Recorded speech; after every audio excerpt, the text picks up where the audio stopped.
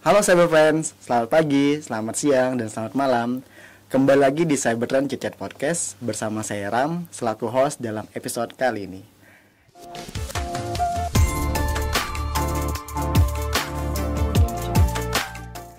Hari ini saya akan membahas topik yang cukup teknis dan menjadi salah satu topik yang penting dalam dunia data analytics, yaitu data storytelling atau bercerita dengan data.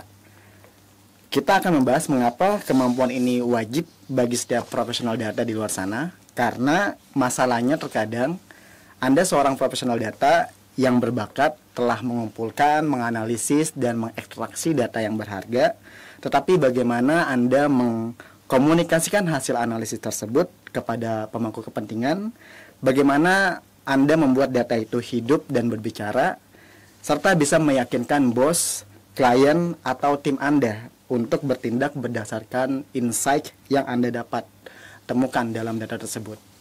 Kita jawab pertanyaan-pertanyaan tersebut dalam chat-chat podcast hari ini bersama Bagus Rezandi Muhammad selaku tim perisal dari tim Cybertrend. Langsung aja yuk kita simak. Halo Mas Bagus. Halo. Alhamdulillah ya, akhirnya setelah 2 kali atau 3 kali 2 kali reschedule kita reschedule akhirnya ada juga di Cybertrend Chit Chat Podcast. Nih Mas Bagus, apa kabar nih? Alhamdulillah sehat. Alhamdulillah gimana, sehat. Ram? Sehat juga? Alhamdulillah sehat. Ini lagi sibuk apa nih Mas? Ya biasalah pre-sales, ya presentasi tender. presentasi tender ya. Semoga ya bisa semakin banyak tender ya Mas ya. Jadi semakin terus maju Cybertrend. Jangan semakin banyak tender, semakin banyak tender yang goal. Nah. Oh iya benar. Kalau tender doang, ya. dapat cipuknya aja. Iya. Tender doang emang udah banyak ya. Udah banyak. Yang goalnya itu goal yang harus enggak, rasionya yang harus kita naikin. Benar. Nah, Mas Bagus, sebelum kita bahas lebih dalam nih ya mengenai topik ini, mungkin untuk permulaan dan siapa tahu cyber friends di sana ada yang masih belum terlalu familiar nih dengan data storytelling. Sebenarnya storytelling dengan data itu apa sih Mas? Oke, storytelling dengan data atau data storytelling gitu ya. Ya sebenarnya sih kita lihat dari bahasanya ya, storytelling dengan data. Jadi kita bercerita dengan data gitu. Jadi sebenarnya ya bercerita gitu. Nanti kita punya ada suatu masalah, kita bercerita prosesnya ABCD sampai selesai gitu. Cuma bedakan adalah di sini kita disupport dengan data gitu ya. Misalnya satu contoh nih, kita bisa bercerita misalnya kita kerja di pertambangan gitu ya. Kita cerita ke bos, saya dengar produksi kita menurun, produk ABCD menurun, produksi pertambangan menurun, dari riset ABCD turun gitu. Kalau kita nggak disupport dengan data, ya bos kita akan nggak bisa ngapa-ngapain gitu kan. Nah kita harus support nih penurunannya sekian persen, site yang penurun produksinya site mana aja gitu, supaya nanti bos bisa melakukan sesuatu nih gitu, karena informasi yang kita berikan, cerita yang kita berikan itu valid dan jelas gitu. Ada yang untuk solusinya kita bisa lakukan step ABCD gitu. Nah Mas, terus bedanya sama visualisasi data itu apa? Nah kalau ini ya visualisasi data dengan bercerita dengan data gitu ya.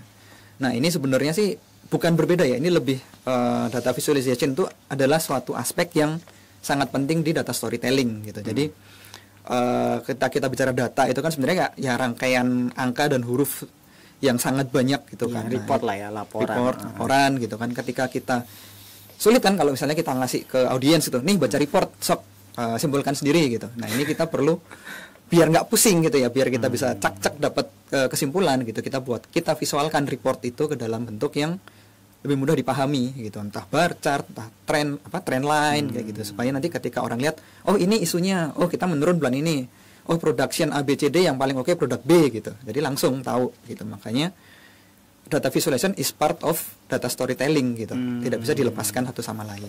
Oke, jadi itu emang udah satu kesatuan ya Mas ya. Iya. Jadi bisa dibilang kalau dari penjelasan Mas Bagus, dari kacamata saya, berarti itu kayak sebuah seni bisa dibilang sebuah seni dalam mengkomunikasikan data ya. Jadi kan kita udah dapat nih data-datanya dan itu semuanya berbentuk angka kan. Nah, bagaimana caranya kita bisa membuat nih data ini bisa mudah dimengerti ya, dipahami oleh si audiens itu, yaitu melalui data storytelling kan.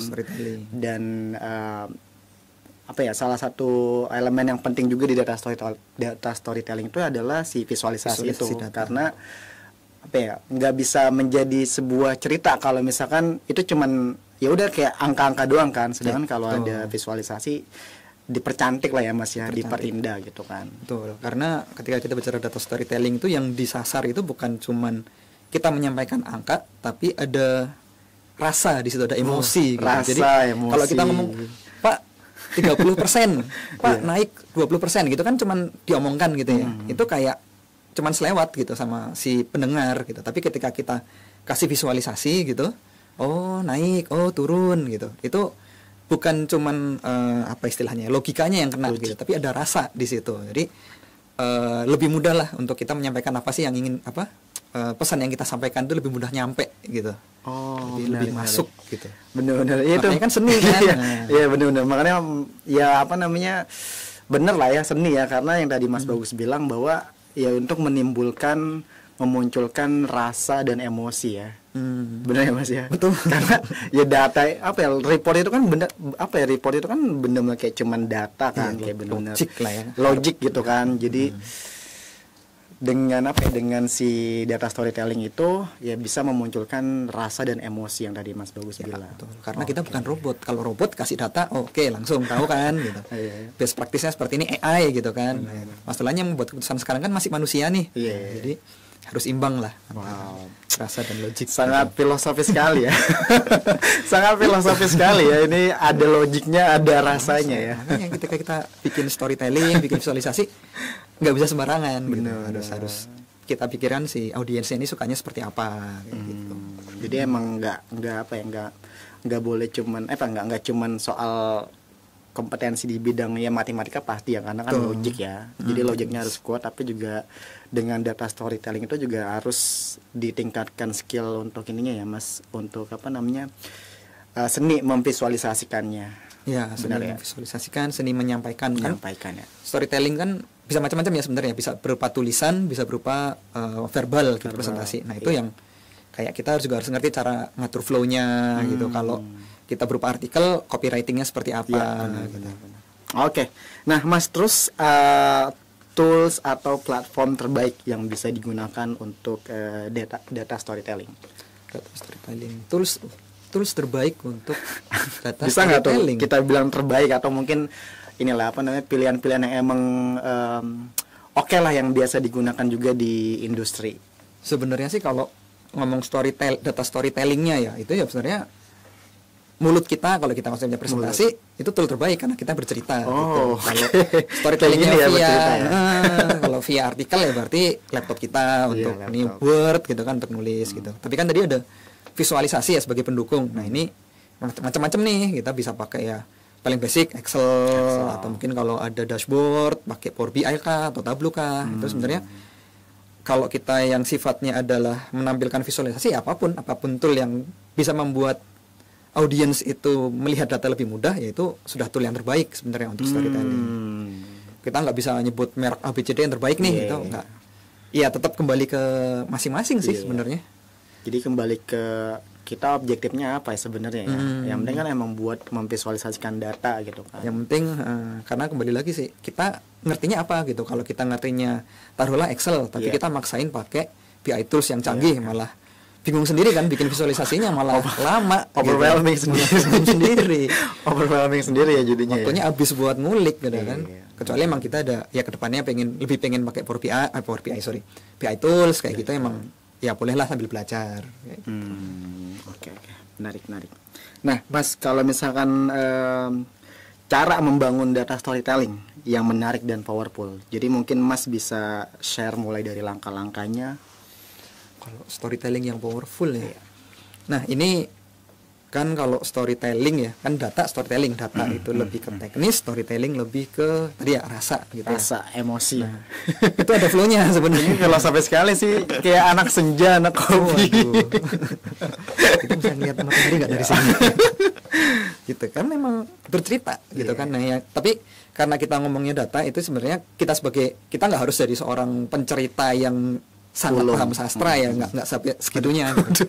Karena yang kita sampaikan itu data. Jadi untuk hal pertama yang harus kita punya itu adalah datanya dulu harus ada kan. Exactly. Terus yang kedua, pahami dulu datanya gitu. Kita punya data sekian puluh giga tapi kita nggak tahu ini tentang apa, ya mandek gitu kan. Nah, data sekian puluh giga ini sebenarnya kan ada ceritanya, tapi kan banyak ceritanya sebenarnya. Nah, kita bisa harus diangkat tahu, ya. banyak cerita yang bisa diangkat. Ya.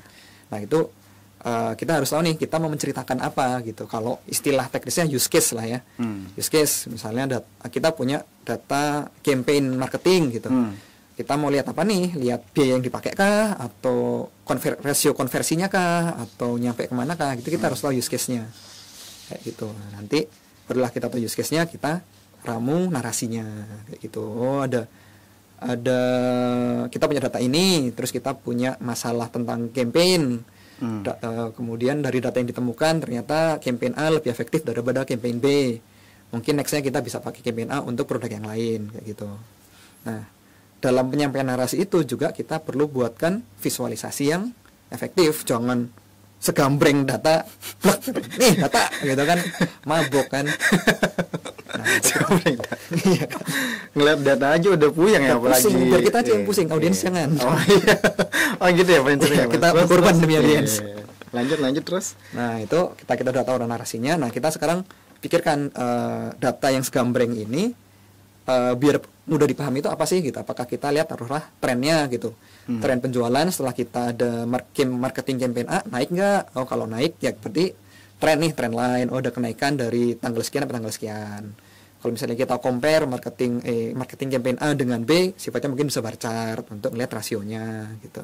Jadi ya kembali lagi gitu, use case-nya apa, narasinya bagaimana, nanti visualisasinya akan mengikuti gitu. Dan sebaiknya yang visualisasi se-efektif mungkin gitu. Jangan kita bikin trend line 10 tahun terakhir gitu, kepanjangan gitu. Mungkin yang ya udah ya memang make sense dan mendukung story-nya kita gitu untuk datanya. Kayak gitu sih. Nah, nanti berikutnya ya udah tinggal penyampaiannya gitu. Penyampaiannya dalam bentuk apa istilahnya tadi? Ngomong presentasi, narasi gitu, atau kita bentuk artikel gitu kan, artikel report kita taruh di web portalnya kita, atau kita kirim sebagai report ke bos gitu. Nah, atau itu dalam bentuk ini ya Mas, apa namanya, yang desain tuh apa namanya, infografik bisa, ya itu juga bagus tuh. Infografis, nah itu juga salah satu storytelling yang paling efektif sih sekarang ya. Karena dengan satu infografik aja kita udah bisa menyimpulkan kali ya Mas ya, bahasanya menyimpulkan gitu. Kalau infografis itu ya jadi tampilannya kan menarik kan, kita gambarnya itu bukan cuman sekedar bar chart tapi pasti ada ilustrasi, entah gambar cowok cewek kah atau gambar apa gitu yang untuk mendukung story gitu. Kadang-kadang infografis pun nggak pakai teks gitu, dengan gambar gitu kita udah kebayang oh ini maksudnya yang disampaikan apa nih gitu. Jadi udah langsung nangkap ya Mas dengan ngelihat aja gitu. Oh ini gitu. Maksudnya ini gitu. Nah, itu makanya pentingnya simplifikasi juga kan. Jadi kita tahu datanya apa, use case-nya apa, yang disampaikan apa, kita sampaikan sesimpel mungkin lah. Jangan karena kitanya udah ahli taruhlah ya kita pakai bahasa yang tinggi, istilah-istilah teknis gitu kan. Ya malah pusing gitu, nggak nyampe sih. Ya udah saya ngomong apa sih dulu gitu. Ini apa sih? Ada nggak ngerti. Iya malah ke situ. Benar, kan bahasa IT tuh benar-benar apa ya, sangat-sangat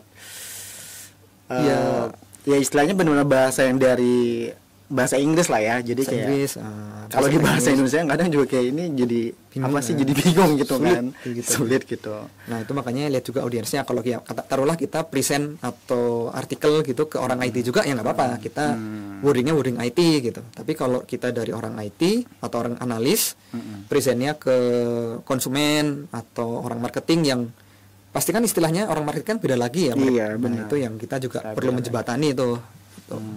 Oke, jadi emang benar-benar seni memahami juga ya Mas ya. Seni memahami. Prosesnya panjang kalau kita cuma ngomong data visualisasi nggak. Iya benar. Itu gitu. Jadi nggak cuman angka aja ya Mas. Nggak cuman data aja ya.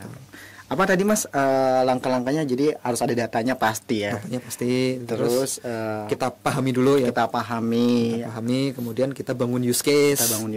Pahami itu maksudnya apa yang mau kita ini ya Mas? Apa yang mau kita analisis kali ya? Maksudnya data apa nih yang mau diinformasiin kali ya? Jadi maksudnya pahami itu maksudnya ya kita kan sebagai data analis ya. Jadi kan kita harus nyari insight duluan gitu. Iya. Oh, dari data ya itu tadi ya, campaign kenaikannya seperti apa, penurunannya seperti apa. Jadi kita harus nemu paham ini dalam artian kita udah paham ini datanya tentang apa dan kira-kira insight apa sih yang ada di dalamnya gitu. Oke, konteks kali ya. Konteks Ya. Konteks data ini apa sih? Ya, gitu. terus tadi cara penyampaian ya. Penyampaian setelah kita nemu mungkin use case ya, karena kan banyak use case spesifik. Kemudian cara penyampaian. Kemudian pendukungnya sih data visualisasi. Data visualisasi. Oke. Menarik. Nah, panjang sih sebenarnya. Menarik. Nah, Mas tadi kan Mas ngomongin audiens ya. Nah, itu relate ke pertanyaan selanjutnya nih, Mas. Jadi kan kalau dalam data storytelling itu kita kan juga harus memperhatikan siapa target audiens kita ya. Yang tadi Mas Bagus bilang kita presentnya ke orang IT kah atau ke non IT gitu kan. Nah, itu kan istilah-istilahnya juga berbeda kan. Nah, sama mungkin dari lintas jabatan kayak misalkan kalau kita presentnya ke executive level atau C-level, CEO, terus ke klien atau ke stakeholders. Bahkan ke ke orang-orang yang awam lah yang nggak bisa baca data gitu kan. Nah, pertanyaannya ada nggak sih tips dan trik untuk membuat data storytelling dalam perspektif target audience? Jadi intinya mau siapapun nih mereka dari latar belakang apapun dan tapi mereka bisa nih dengan mudah memahami data storytelling kita gitu. Nah, ini yang agak menarik sih pertanyaannya. Menarik. Karena storytelling itu apa ya? Kadang-kadang ketika kita bicara satu topik gitu kan, misalnya spesifik ke mining gitu ya. Kalau kita bicaranya ngomong ke orang yang kerja di mining itu akan gampang kan, karena istilah-istilahnya sama gitu. Tapi kalau kita membahas mining, targetnya adalah all gitu ya, semua orang, itu kita harus taruhlah kayak, kalau istilah jeleknya apa ya, dumb down itu pasti kita turunin gitu istilahnya. Kayak gitu. Jadi antara itu ya kita harus menurunkan pemahamannya. Jadi kadang-kadang ketika audiensnya itu tidak punya basic mining taruhlah, itu kita mungkin di depan kita bukan lempar terkait isunya apa, datanya apa, tapi kita ajarin dulu lah kasarnya. Mining itu ada kegiatan ABCD, istilahnya ini, istilah apa sih istilahnya, kemurnian atau apa gitu saya lupa. Terus proses mining itu apa aja, itu perlu ada gitu. Nanti baru setelah itu ya isunya apa, datanya apa, kayak gitu. Dan kembali lagi juga use case ya, kita perlu nyari use case yang sekiranya menarik untuk general audience gitu. Taruhlah kita ngomong mining, ngomongnya pendapatan perusahaan mining itu ya, yang tertarik kan biasanya kan ya eksekutif gitu, karena mereka fokusnya di revenue gitu. Kalau kita kan ya terus kenapa kalau situ revenue-nya tinggi gitu, emang dapat ke kita kan enggak kan, enggak ngaruh ya, enggak ngaruh gitu. Nah, kita cari yang lain, mungkin apa ya, kalau yang mungkin paling sering kayak ngaruh ke harga taruhlah. Kalau ke harga, nah ini kan beberapa orang yang mungkin ngumpulin logam mulia atau mengumpulkan apa gitu kan ngefek. Nah, itu yang akan menarik perhatian, karena produksi menurun maka harga naik taruhlah kayak gitu. Nah, itu yang use case yang bisa disampaikan gitu. Jadi ketika kita apa istilah tadi, audiensnya luas atau taruhlah whoever lah ya, siapa aja lah gitu ya, diverse lah. Nah, itu kita harus kasih di down dulu, kemudian use case-nya juga yang menarik gitu, yang general juga gitu. Kayak gitu. Misalnya marketing, kalau marketing ya mungkin kita mau storytelling terkait bagaimana sih cara live TikTok yang menarik gitu. Nah, itu engagementnya banyak gitu. Banyak. Nah, itu cukuplah, itu audiensnya kan juga nggak ke semua orang kan gitu. Kita harus nyari kayak gitu juga gitu use case-nya. Benar. Jadi itu ya Mas, baik lagi ya, emang seni memahami juga ya berarti ya. Siapa target audiens kita gitu kan. Walaupun mau seberagam apapun tetap digali lagi ya Mas ya. Digali lagi. Bahkan sampai yang tadi Mas Bagus bilang harus benar-benar apa, dumb down ya. Harus benar-benar layman terms apa ya? Layman terms lah pokoknya yang lebih bahasa simple lah. Lebih disederhanakan lagi, disimplify lagi kan. Oke, jadi kayak diedukasi dulu dari awal, misalnya istilah-istilahnya. Kita istilah-istilahnya Pak. Kan kayak taruhlah kita ngejelasin ke audiens awam gitu tentang penggunaan JavaScript gitu. Terus dia nggak tahu. Kalau yang dengar orang Jawa kan emang itu Jawa apa bahasa Jawa saya sudah bisa. Kenapa pakai script? Ya benar ya, benar. Nah, JavaScript itu kan beda lagi. Benar. Nah, harus dikenalkan dulu kayak gitu. Saya orang Jawa loh, Mas. Nah, nggak usah diajarin lagi gitu. Padahal itu bahasa pemrograman ya. Iya, gitu. Benar. Oke, sip. Nah, sekarang pertanyaannya kita fokus ke narasi nih, Mas. Ini masih ada sangkut paut sih sebenarnya sama yang pertanyaan sebelumnya. Jadi kalau dalam data storytelling kan kita artinya bercerita nih dengan data tersebut kan. Terus bagaimana narasi yang diperlukan supaya data storytelling tersebut dapat mengarah nih kepada output. Karena kan ujung-ujungnya kita mau dapat output dari data tersebut, jadi insight dan bisa menyelesaikan masalah gitu. Istilahnya jadi apa ya? Kita mengambil keputusan based on data gitu kan. Jadi data driven itu bagaimana, Mas? Biar bisa akhirnya tuh bisa mendapatkan output yang itu untuk data driven decision maker. Oke. Kalau narasi sebenarnya sih kalau kita bicara narasi itu kayak orang bercerita itu kan biasanya ada setup gitu ya. Kalau ini ngomong storytelling in general ya. Ada setup, kemudian ada masalah, kemudian ada konflik di situ, berantem bla bla bla bla, terus resolusi gitu. Nah ini sebenarnya konsep ada setup, konflik, resolusi, kemudian kesimpulan itu juga bisa dipakai gitu sebenarnya di konsep data gitu.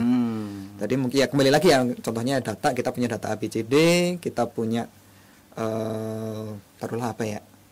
Ya penjualan turun, konflik, kita punya data penjualan itu setup, produk kita ABCD setup. Kemudian ternyata penjualan kita turun, nah itu muncul konflik atau problem ya. Problem gitu kan, penjualan turun padahal kita campaign udah gencar banget, turun kenapa gitu. Nah, itu konflik. Nah, resolusinya adalah kita kasih tahu nih mungkin penurun karena memang tren masyarakat sudah berubah konsumsinya, atau mungkin ketika ada campaign itu salah sasaran kayak gitu. Nah, di situ yang insight-insight yang perlu kita sampaikan resolusinya tuh. Bukan resolusi ya, adegan berantemnya lah katakanlah. Kayak gitu kita kasih tahu gitu. Nah, kemudian resolusinya adalah kalau kita resolusinya gitu ya, penyelesaiannya kalau kita udah punya data nih, ternyata dari walaupun kita menurun, ternyata di daerah ABCD ada kenaikan nih walaupun dikit. Dan kalau kita lihat mungkin karena ada campaign tertentu, nah kita mungkin bisa ya udah arahkan aja ke situ gitu. Secara narasi pun ada kenaikan loh di sini gitu. Kita mungkin bisa fokus ke daerah tertentu dulu kayak gitu. Jadi kita ya namanya orang cerita lah ya, kayak orang bikin film, orang nulis novel gitu. Cuman kali ini kita pakai data dan actionable di akhir itu bukan cuman masalah selesai, tapi kita dapat list gitu. Masalah selesai, laporan selesai. Bukan gitu ya, Mas. Padahal kan belum kan. Kita baru kasih konflik sama data gitu. Nah, itu di akhir kita kasih rekomendasi apa kayak gitu. Benar. Seperti itu sih sebenarnya kalau terkait narasi ya. Narasi yang akhirnya bisa sampai jadi output dan jadi rekomendasi untuk penyelesaian. Walaupun ya ujungnya tadi tuh si pembuat kebijakan ya akan menuruti rekomendasi kita atau enggak. Nah, itulah juga narasinya. Kita harus kena dulu emosinya juga gitu. Selain Bapak mau kan revenue naik gitu, mau kan penjualan naik gitu kan. Nah, itu juga ya mungkin bukan diulang-ulang ya, tapi penyampaiannya juga ditekankan lah gitu. Perkiraan kalau kita pakai campaign ini kenaikan bisa sampai sekian persen gitu. Kita juga ya kalau kita bisa bikin prediksi taruhlah, nah itu juga bisa tuh ditampilkan gitu.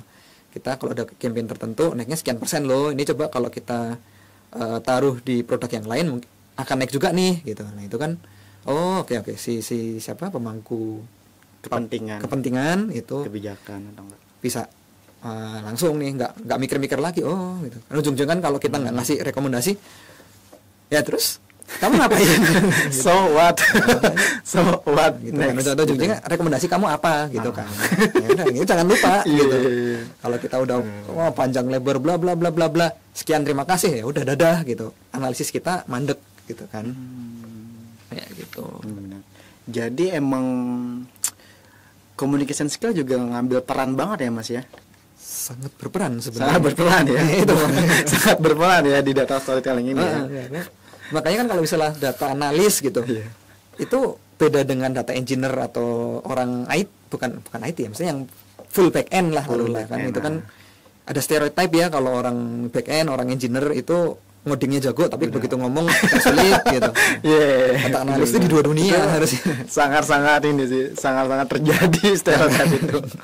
Terus harus bisa dua sisi gitu. Dia ngerti teknis walaupun mungkin secara data engineering dibantu lah ya, dia yang olah datanya, tapi kedepannya ya harus bisa copywriting atau bercerita dengan runtut lah, nggak harus yang berbunga-bunga tapi runtut ya. Apa ya, setup, konflik, resolusi, rekomendasi itu flow-nya enak kayak gitu.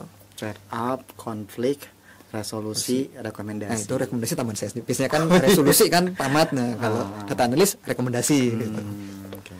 Nah, terutama buat data analis ya, maksudnya penting banget ya untuk bisa punya skill data storytelling ini ya. Tuh, data analis, terus kalau data scientist juga penting karena data scientist itu juga termasuk yang end to end dia. End to end ya. Kalau data scientist sendiri itu dia secara kebutuhan skill malah lebih banyak lagi gitu kan. Oh gitu. Data scientist kan data analis juga, dia harus ngerti ngolah data gitu. Tapi data scientist kan juga ada yang istilahnya permodelan tuh. Membuat klasifikasi, membuat forecast, RFM, ya itulah maksudnya. Banyak kan kalau data analis kan kadang-kadang belum sampai melihat ke depan ya. Kita masih yang historical lah. Ada rekomendasi ada, cuman mungkin tidak se-advance data scientist gitu. Tapi dua-duanya ada storytelling gitu. Karena kalau ya itu tadi ya, kita udah bikin modeling jago, kita bikin forecast yang akurasi 110%, enggak 110 enggak adalah 90 sekian persen gitu. 110% canggih banget ya. Mendahului ya. Iya, mendahului. Gitu kan. Kalau rekomendasi kita udah confidence levelnya 90%, lebih lah ya, 90 sekian persen gitu ya. Kalau kita nggak bisa mengconvince stakeholder ya sama aja bohong gitu. Kerja keras kita ya akan mandek di situ gitu. Kayak gitu sih. Jadi emang data scientist tuh harus sudah bisa sebenarnya. Mind blowing sekali ya. Oke. Nah Mas, kalau misal ngomongin contoh dan use case data storytelling yang pernah dihandle Cybertrain untuk klien tuh ada nggak Mas? Mungkin Mas Bagus bisa sharing kalau ada. Kalau terkait data storytelling, gimana ya ngomongnya ya? Kalau kita bicara storytelling itu kan sebenarnya ada dua jenis sebenarnya. Yang pertama itu explanatory sama exploratory. Eksploratif bukan? Yang intinya eksplorasi lah. Explain sama explore. Nah, kalau yang tadi banyak kita bicarakan itu explain. Jadi kan kita udah kemas tuh datanya apa, konfliknya apa, solusinya apa. Itu kayaknya di kita ada beberapa sih proyek data scientist kayak gitu. Cuman saya agak lupa siapa aja. Nah, yang kita banyak tuh sebenarnya ketika kita bicara storytelling exploratory gitu. Storytelling yang mana itu bukan kita yang menceritakan tapi audiens yang mengeksplor. Jadi bentuknya adalah kita create dashboard.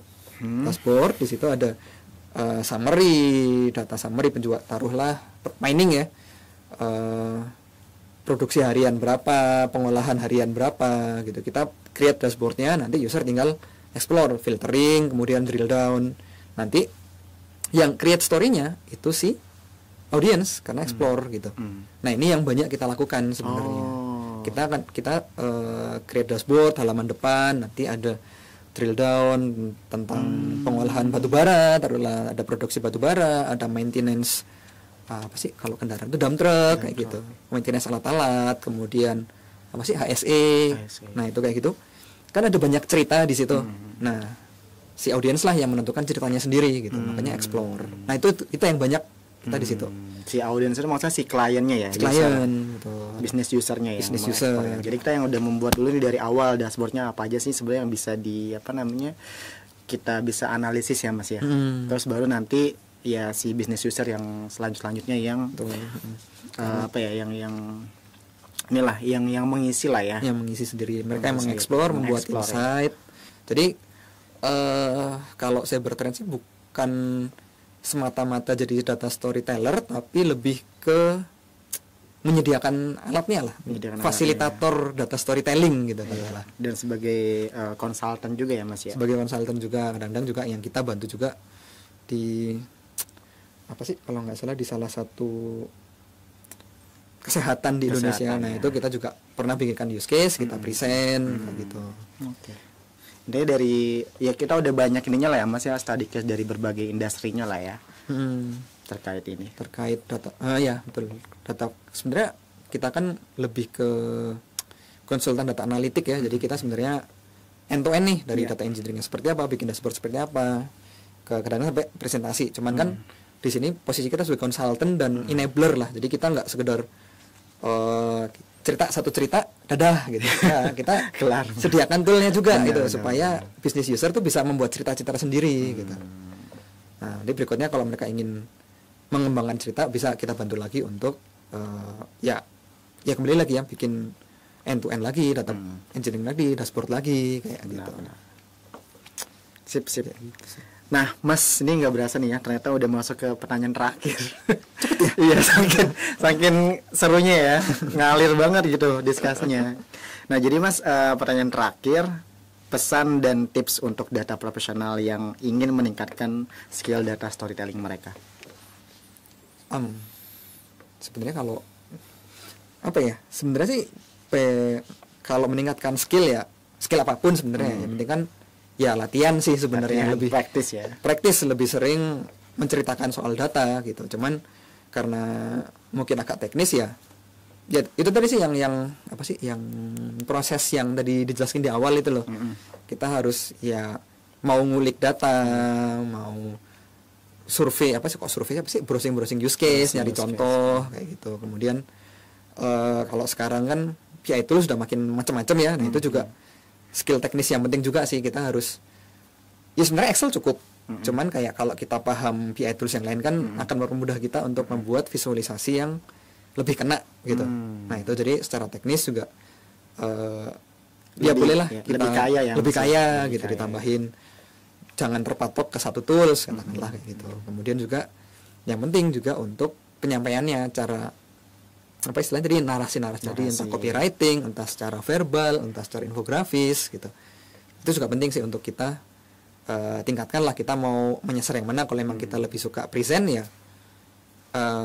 belajar untuk lebih banyak ngomong gitu. Kita sukanya nulis ya kita copywritingnya lebih sering bikin artikel tentang data storytelling kayak gitu.